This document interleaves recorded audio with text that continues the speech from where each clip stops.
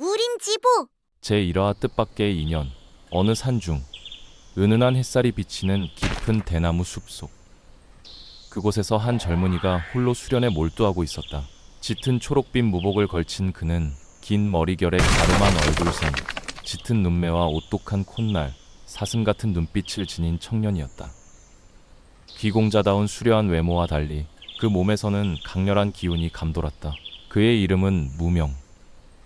짙은 초록빛 의복 위로 푸른 내공의 기류가 서서히 몸을 감싸기 시작했다.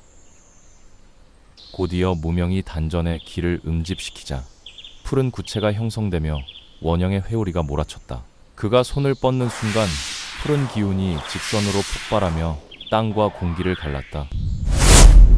낙엽이 흩날리고 바람이 요동쳤다. 그때였다. 뒤편에서 알 수 없는 시선이 느껴졌다. 무명은 내공을 거두고 천천히 몸을 돌렸다. 그곳에는 남루한 의복 차림의 한 고승이 서 있었다. 그는 삿갓을 쓰고 짙은 갈색 박달나무 염주를 목에 걸고 있었다. 의상은 검은빛 승복에 하얀 체크 무늬가 더해진 단정한 차림이었다. 고승은 가볍게 헛기침을 내뱉으며 나직하게 말을 꺼냈다. 허허허, 어린 나이에 대단한 무공을 익혔구나. 너의 스승은 누구냐?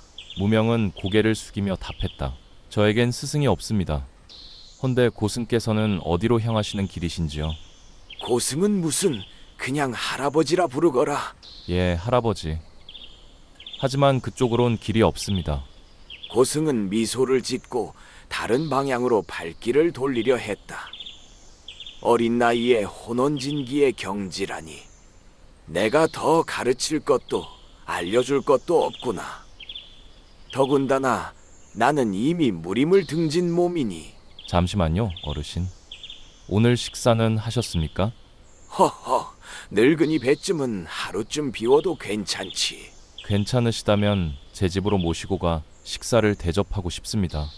허허, 그럼 젊은이의 요리 솜씨를 한번 볼까? 이윽고 두 사람은 대나무 숲길을 걸었다. 새들이 지저귀고 숲 사이로 맑은 햇살이 비쳤다. 잠시 후 도착한 무명의 집은 작은 초가집이었다. 부엌과 사랑방, 그리고 별채 하나가 있는 소박한 집. 주변에는 폭포와 시냇물이 어우러진 작은 연못이 있었고 그 풍경은 마치 무릉도원을 연상케 했다. 이런 곳에 이렇게 아름다운 장소가 있을 줄이야. 고승이 감탄했다. 무명은 문을 활짝 열며 말했다. 부족한 집이지만 방문해 주셔서 감사합니다. 겸손한 젊은이였다. 탁자에 앉으셔서 잠시 쉬시지요. 아침에 잡은 물고기와 산에서 캔 나물로 따뜻한 식사를 대접하겠습니다. 허허허허, 이런 젊은이는 요즘 세상에 보기 힘든데. 무명은 솥에 물을 붓고 밥을 짓기 시작했다. 익숙한 손놀림이었다. 고승은 조용히 집안을 둘러보았다. 오래된 책장, 단단한 목재로 만든 식탁, 소소하면서도 따뜻한 정이 느껴지는 공간이었다. 이런 산중에서 혼자 사는 게냐? 예, 저 혼자 지내고 있습니다. 허허, 젊은이가 어떻게 가족도 없이. 무명은 말없이 요리에 집중했다. 잠시 침묵이 흘렀고, 네, 가족은 없습니다. 조용히 대답했다. 고요한 공기가 흘렀다. 괜히 물었구나. 고승은 속으로 중얼거렸다. 잠시 후 요리가 완성되었다. 싱싱한 나물과 구운 물고기, 윤기가 흐르는 따뜻한 쌀밥이 차려졌다. 어서 드시지요. 시장하시죠. 고맙네 젊은이. 자네도 함께 들게. 고승이 밥 한 숟갈을 떠 입에 넣었다. 찰지고 기름진 좋은 쌀이었다. 얼마 만에 쌀밥인가. 속세를 떠난 뒤로 하루 반나절이나 굶었는데. 무명은 젓가락으로 물고기의 살을 집어 고승의 숟가락에 얹어드렸다. 이것도 드셔보세요. 젊은이가 참 인심이 후하구만.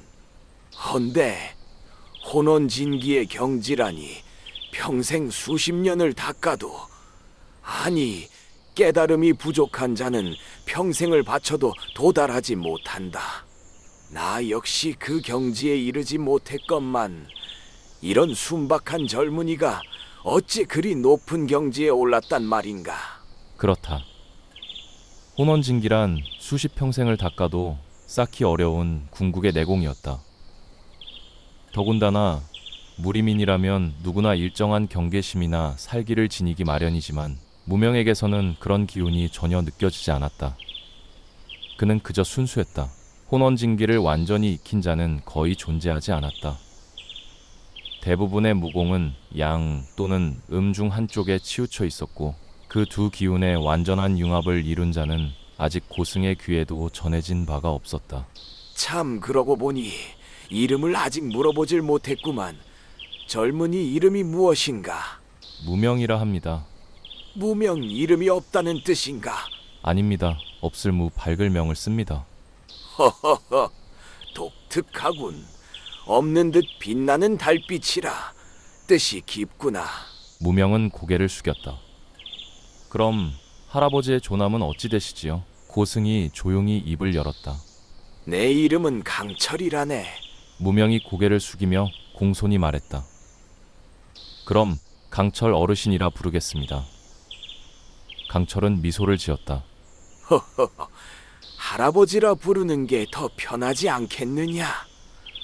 어르신이라 하면 괜스레 거리감이 있지. 그럼 강철 할아버지라고 부를게요. 그래, 나도 그게 좋구나. 세월이 쌓이다 보니 어르신이니 고승이니 하는 호칭이 다 허망하더라. 무명이 호기심 어린 눈빛으로 물었다. 그런데 할아버지는 혹시 무공을 하실 줄 아시나요? 그걸 어떻게 알았느냐? 걸음걸이에서 느껴졌어요. 보법이 평범하지 않으시더군요. 강철은 흥미로운 듯 눈을 가늘게 뜨며 웃었다. 보법이라. 어린 나이에 제법 보는 눈이 있구나. 그런데 왜 이렇게 먼 대요림까지 오신 건가요? 글쎄다. 그냥 마음이 시키는 대로 걸었을 뿐이다. 세상을 한 번쯤은 마음 편히 돌아보고 싶었다. 무명은 미소를 지으며 말했다. 그럼 오늘은 제 집에서 쉬고 가세요. 해도 저물고 길도 험하니 여기서 하룻밤 머무시는 게 좋을 듯합니다. 허허, 좋은 음식을 대접까지 받았는데 미안하구나. 괜찮아요. 오히려 할아버지 덕분에 이렇게 대화도 나누고 음식을 함께 할 수 있어서 기뻐요. 강철은 따뜻한 눈빛으로 그를 바라보았다. 참 마음이 고운 아이구나. 고맙다. 강철이 식사를 마치자 무명이 식탁을 치우며 말했다. 다 드셨으면 근처에 산책하실 만한 곳이 있으니 잠시 바람을 쐬다 오셔요. 주변 풍경이 아주 좋아요. 그래, 그럴까? 저는 그동안 상을 치우고 집안 정리를 해야 하거든요. 주변을 둘러보시는 것도 괜찮을 것 같아요. 내가 좀 도와줄까? 아니에요. 혼자서도 할 수 있어요. 오히려 옆에 계시면 제가 부담스러워요. 무명이 능청스럽게 웃자 강철은 피식 웃었다. 그래, 잘 먹었다, 무명아. 이윽고 무명은 상을 치우기 시작했고 강철은 폭포 근처로 천천히 걸음을 옮겼다. 폭포의 물줄기는 석양빛을 받아 황금빛으로 반짝였다. 강철은 잠시 발을 멈추고 고요한 풍경을 바라보며 생각에 잠겼다. 이곳에서 머물고 싶구나. 따뜻한 무명의 모습을 떠올리며 그는 오랜 세월 떠돌던 마음 한켠이 이상하리만큼 평온해짐을 느꼈다. 사실 강철은 무림의 10고수 중 한 명이었다.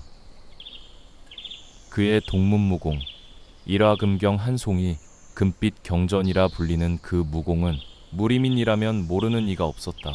일화금경은 공격보다는 수련자의 음맥을 보호하고 양기를 불어넣는 호신공에 가까웠다. 산책을 하던 중 그는 폭포 주변을 찬찬히 살피기 시작했다. 강철은 강호를 떠났지만 강호인으로서 살아온 세월의 습관까지는 지울 수 없었다.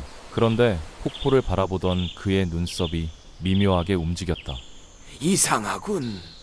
폭포가 두 갈래로 흐르는가? 물줄기는 두 줄기로 갈라졌다가 이내 다시 하나로 합쳐졌다. 마치 폭포 뒤에서 바람이 불어오는 듯 물결이 미세하게 흔들리고 있었다. 하지만 폭포 뒤에는 단단한 바위벽이 있을 뿐 다른 출구는 보이지 않았다. 자연의 현상이겠지. 강철은 고개를 끄덕이며 발걸음을 돌렸다. 그는 폭포에서 조금 떨어진 대나무 숲길을 따라 걸었다. 작은 샛길 사이로 따스한 햇살이 스며들었고 그 끝에는 무덤 하나가 자리하고 있었다. 강철은 순간 낮에 나누었던 대화가 떠올랐다. 무명에게 가족이 없느냐고 물었었지. 그때 그 표정이. 그는 자신의 무심한 질문을 떠올리며 마음이 무거워졌다. 무덤과 주변은 정갈하게 손질되어 있었고 돌로 다듬은 비석에는 글씨가 새겨져 있었다. 자조 월영지묘, 무명의 조모지묘이군. 강철은 천천히 손끝으로 비석의 글자를 더듬었다. 이상하게도 그 글씨는 정으로 새긴 흔적이 없었다. 손끝에 내공을 사용하여 돌을 눌러 새긴 듯한 자국이었다. 이건 도구로 새긴 글씨가 아니다. 맨손으로 내력을 이용하여 각인한 흔적이야. 강철의 눈빛이 깊어졌다. 무명, 이 아이 도대체 어느 경지에 이른 것이냐? 그는 문득 미안함과 궁금증이 뒤섞인 마음으로 중얼거렸다. 오늘 밤 저 아이가 잠든다면 맥을 한번 짚어보고 싶구나. 바람이 대나무 잎을 스치며 잔잔히 흔들렸다. 이윽고 강철은 산책을 마치고 무명의 집으로 돌아왔다. 저녁 무렵이었다. 무명이 반갑게 인사를 건넸다. 오셨어요, 할아버지? 무명은 인사를 한 후 자신의 방으로 들어가 잠을 청했다. 수련과 요리, 집안일까지 마친 하루였다. 몸이 고단할 만도 했다. 곧 무명은 깊은 잠에 빠져들었다. 밖에서는 풀벌레와 귀뚜라미 소리가 들렸고 폭포의 물결이 바위를 때리는 소리도 은은히 이어졌다. 창밖에는 둥근 달이 떠 있었고 별빛은 수놓은 듯 밤하늘을 장식하고 있었다. 그러나 그 시간에도 잠들지 못한 이가 한 사람 있었다. 바로 곧은 강철이었다. 그는 하루 종일 무명과 함께 지내며 생각이 많아졌다. 무명에게서 느껴지는 기운이 심상치 않았다. 어떻게 혼원진기를 익혔는지, 또 조모 월영의 묘비에 손끝으로 새겨진 글귀는 도무지 믿기지 않는 일이었다. 무명이 깊은 잠에 든 것을 확인한 강철은 조용히 그의 방으로 향했다.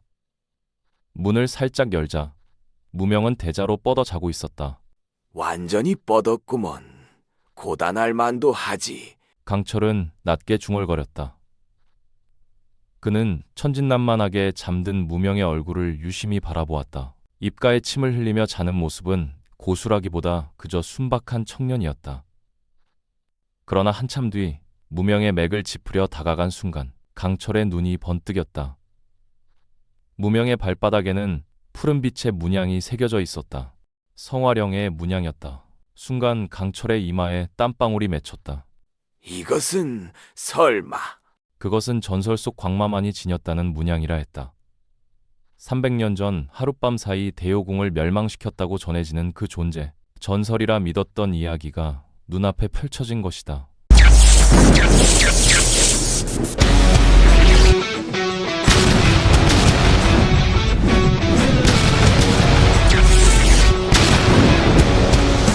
강철은 믿기지 않았다.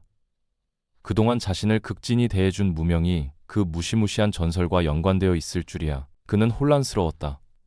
무림의 피바람이 불기 전에 자신이 무언가 조치를 취해야 하는지 아니면 단지 우연에 불과한 일인지 그조차 판단할 수 없었다. 그 순간 강철의 과거가 뇌리를 스쳤다. 강철 또한 젊은 시절 분노에 휩싸인 채 내공 수련 중 마도의 길로 빠질 뻔했었다. 강철의 과거는 결코 순탄치 않았다. 노비의 자식으로 태어나 세상의 비웃음을 받으며 살아온 세월. 사랑하던 연인과의 인연 또한 평탄하지 않았다. 그 모든 세월 속에서 그는 분노와 증오를 품은 채 무공을 닦아갔다. 그리고 그 어둠의 끝에서 그가 창안한 것이 일화금경이었다. 그는 잠든 무명의 얼굴을 바라보며 미소를 지었다. 그래, 내가 관여할 일은 아니지. 광마의 인장이 있다 해서 한 사람의 인생을 단정할 수는 없는 법이야. 그래, 내가 관여할 일은 아니지. 광마의 인장이 있다 해서 한 사람의 인생을 단정할 수는 없는 법이야. 강철은 조용히 일화금경 비급을 남기고 방문을 나섰다. 그리고 차가운 새벽 공기를 들이마시며 대나무 숲으로 향했다. 무명아, 부디 마도에 빠지지 마라. 고승의 그림자는 대나무 숲속으로 사라졌다. 다음 날 아침, 무명은 잠에서 깨어났다. 손에 뭔가 묵직한 두루마리가 쥐어져 있었다. 그것은 일화금경이라는 제목의 비급이었다. 무명은 주변을 둘러봤다. 하지만 강철의 인기척은 없었다. 앞으로 무명의 앞날은 시간의 숨은 길을 헤매며 마음 깊은 곳에 멜로디를 찾아가네. 모든 것은 마음이 만든 세계, 비밀의 장막이 스르르 열리네.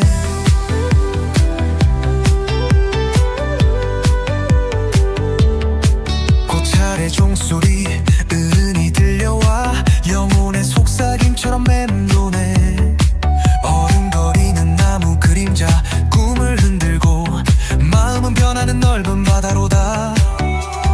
보리수 아래 묵상에 잠기니 속세의 소라는 흙으로 덮이네.